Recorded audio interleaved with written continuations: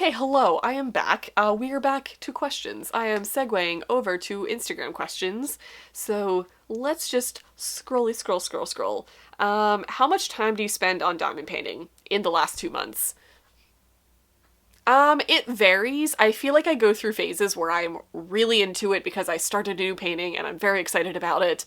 And then I'll go through phases where like I won't touch it for a week. Usually I try to see if I can do it every other day if possible, just because that kind of keeps it going. And that way I don't ever get bored of the painting that I'm working on if it's dragging on for way too long. Because I do a lot of Diamond Art Club paintings and they're big paintings, so they take a really long time. Paintings usually take like 2-ish months for me. So I don't have a specific amount of time that I dedicate every day or every week or every month to diamond painting. I just kind of do it as a hobby, so when I'm in the mood for it, I do it. So when I sit down for diamond painting sessions, like I'll cut out a little section to do, and that usually takes me an hour to 2 hours depending on how much I feel like doing. So I'll try to do that like every couple days or every day if I'm in the mood for it, and I'll put a couple hours in each day. So I have a vague answer for that. Let's see. Who are you most excited to see at a Polycon?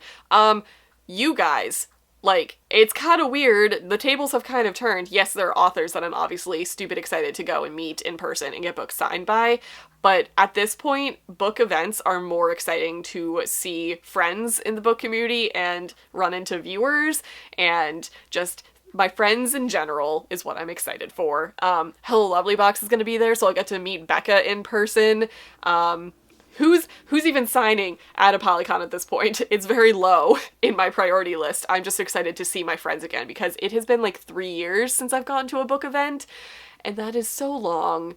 And I'm just hoping that it actually happens this time around because who knows what the state of the world will be in July. So I'm just kind of hoping and praying that it's actually going to happen.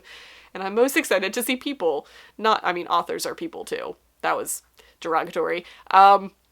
Obviously, Jennifer L. Armentrout. I don't know if I'm going to get a wristband for her table. I have a lot of my books signed by her, and her table obviously is the biggest table because she's the one who puts on the event. But this is the first time that a Polycon is happening since Blood and Ash happened, because she was not as big of an author as she became in the past couple years. So we'll see, but it would be pretty cool to get my Blood and Ash copies signed in general. So she would be one in general.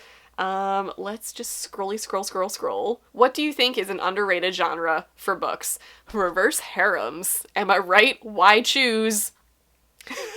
I don't think it's specifically underrated for any reason other than it's for a very niche group of readers, but as somebody who's been in the romance genre for a very long time, it's just kind of taking things to the next step that you didn't know you needed until you read it.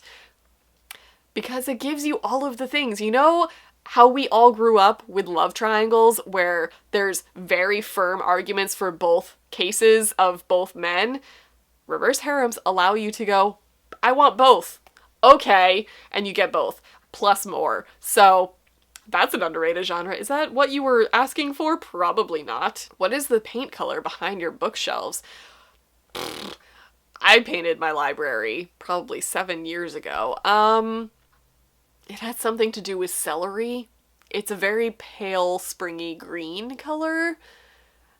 And it had something to do with celery. And it's probably a Behr paint, because I like the paint and primer combos that they offer so that I can do less coats of paint because I'm lazy. It had something to do with celery. That's all I got for you. I have no idea. And I don't think I have that can of paint in my basement anymore. So there you go. I would like a mental health update if that's not too personal to ask. It is not, because I'm starting to talk about it more on my channel. I'm doing pretty well right now, and I just talked to my therapist about it. I'm basically hitting that stage, this is anxiety in a nutshell, where I don't have anything to be anxious about, so my brain is getting anxious about not being anxious. So that's fun. So we've been talking through that recently because I'm in a fairly good state right now just because I don't have anything right now that I am nervous about, which means I'm in a good lull state, but this is also the time that I really need to put the most work in mental health wise so that when I do become very anxious and panicky closer to things that spark that in me, I know how to manage it better. So that's kind of what I'm working on now. But honestly, I'm doing very well. Things have settled. And I'm very proud of myself for the work that I've done in the past 2 months. Like January is basically where I started really working on mental health things and prioritizing myself, and really learning what that actually meant for me. I thought I always did that, but I never actually put the work in. And it's hard. It's honestly really hard to learn about your brain and how it works and what you actually have to do to make yourself better, as opposed to what you think your brain is telling you need to do. So, okay, I have a lot of shelf questions. So like this one, how do you organize your books and how often do you redo your shelves? I also have a, will you do a bookshelf tour request? Maybe. Those are obviously like my most viewed videos. Those are the most requested videos. They stress me out to film though for some reason because it's very daunting. I also, okay, to answer this question, I organize my shelves in weird ways that I feel like aren't very coherent for other people because I keep books together based on how they feel. I don't know how to, I do mostly by genre. So like this is contemporary romance going into dark romance. This is like fluffier romance. This is my Sarah J. Maas shelf. I have a dark academia section. I have a high fantasy section over there. I have my one shelf of YA. That's what I'm down to, that I've kept one shelf. I have manga. But then I also try to keep my favorite authors together. So obviously Sarah J. Maas gets her own shelf because she has a million books and they're all long. But I have like Maggie Stiefvater books all together. I have Minnie McGinnis books all together, even though those are different genres. So that's weird, but I guess that's kind of how I do it. Because I have certain books that I like just being together because they've always been together on my shelves. And then I feel weird separating them because they've lived together for so long. This is the state of my brain. That's not normal, right? I don't know. But yeah, that's just kind of how it is. So I have like a true crime section. I have like the few nonfiction books that I have together. It's mostly by genre, and it usually ends up that way, but then I have like outliers. So I guess that's kind of it. And at this point, I only have them where they are based on where I have room. So obviously my romance books have moved over to this side of the room. I'm pointing because I have shelves on both corners of my room. I moved my romance stuff over here because that's now my most read genre and that's what I have the most books of. So they needed more space. So these are my longer shelves. They go all the way across this wall. And then I have a corner section that I'm looking at. And that is where my sci-fi, that's where my fantasy, that's where my adult fiction, that's where nonfiction and YA and manga are, just because those are all kind of individual sections that all fit well on like one row of each, you know? That was convoluted. There you go. Will I do bookshelf tours? Maybe? I don't know. They just stress me out to film because it's hard to film in this room because I don't have the best lighting. I have like windows here and there, but my shelves are next to the windows, so like it's hard to get good lighting so you guys can see it, and they're just, it stresses me out, okay? So as of right now, I probably won't be filming a library tour, but I know it's also the most requested video ever, so I'll get to it eventually. Ooh, if you could have a conversation with one character from a book, who would it be, and what would you talk about? It would be with Azriel, and we would talk about our future relationship. No, let's see. Let's come up with an actual good answer. Who would I talk to? I would talk to Katai from the Poppy War series, and I would just give him a hug. Yeah, that's my answer. That's my answer in general. No questions, I just want to see Stan. Yeah, so I'll put a clip of Stan in. Come here. Oh, stretches.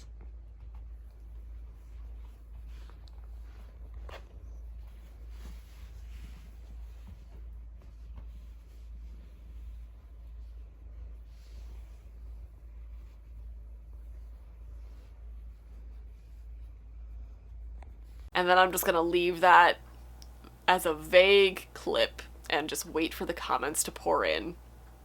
Yeah, that's what I'm gonna do. What current diamond painting are you working on? Let me go grab it. So I am currently working on this one. I'm just gonna block myself out real quick. So this one in general. So I'm like almost halfway there. Yeah, almost halfway. This is Literate Dragon, The Literate Dragon by Randall Spangler from Diamond Art Club.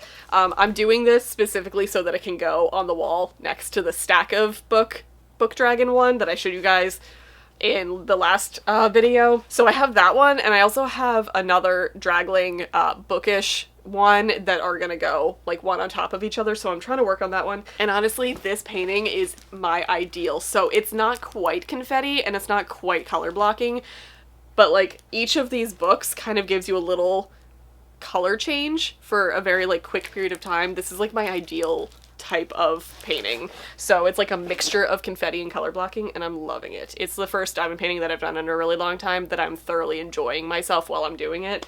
So we might just run into the next one that's similar to this just to keep the mood going. So that's what I'm working on. How's life on the farm? It's winter, so it's not the best.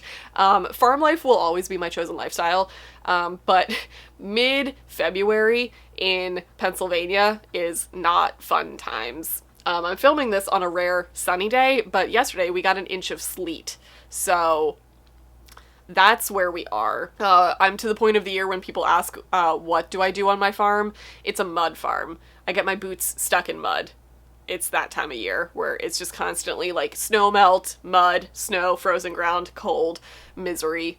It's good times. But we are approaching spring. We are almost there. Basically, I just wait for the moment that I can put my heated buckets away for the year, live for that feeling for the rest of the season. So we are almost there. But I mean, the animals are good. They're doing great. They're in their peak fuzzy, puffy winter coat season, which is when they're the cutest to me. So Hercules looks like a polar bear. The goats just look like cotton balls just because they're so fluffed out all the time, and they all have their undercoats, so they're super plush and fluffy. So the animals are fine. They're doing great. The goats do complain that it snows periodically because it's clearly my fault that I made it snow on them, but they're doing good. So life on the farm is a-okay. If you were allowed to read one book for the rest of your life, what is it? How dare you? I don't know.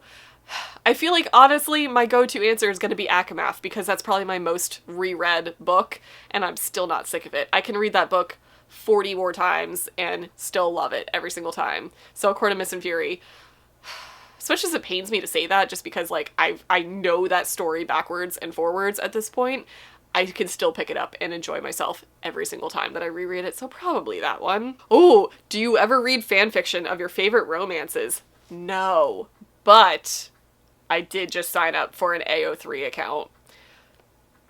I've wanted to read Manacled forever. That's a Dramini fanfiction that I know people hold in very high regard. So I specifically signed up for AO3 and downloaded Manacled to my Kindle to read.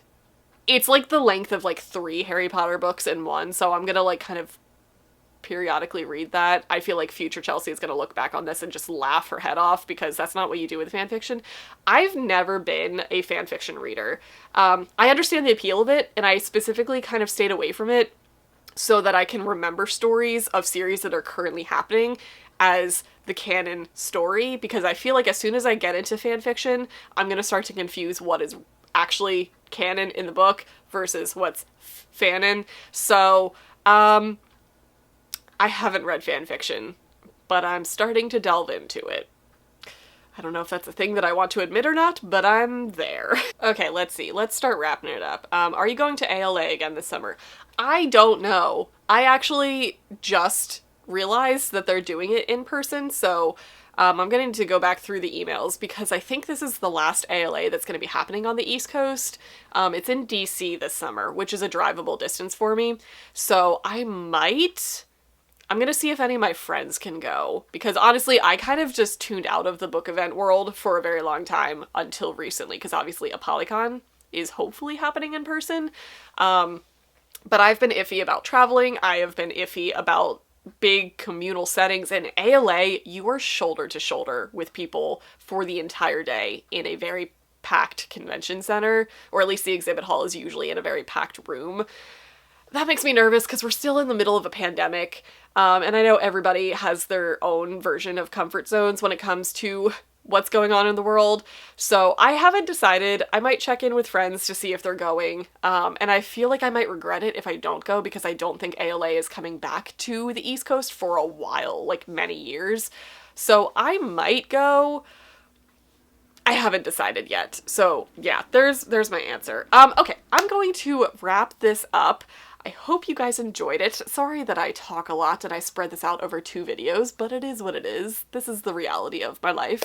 And I hope that I got to most of your guys' questions. I know that I didn't answer all of them, but I feel like I covered a good basis of types of questions. So that is going to be it. I hope you guys enjoyed it, and I'll see you guys in my next video.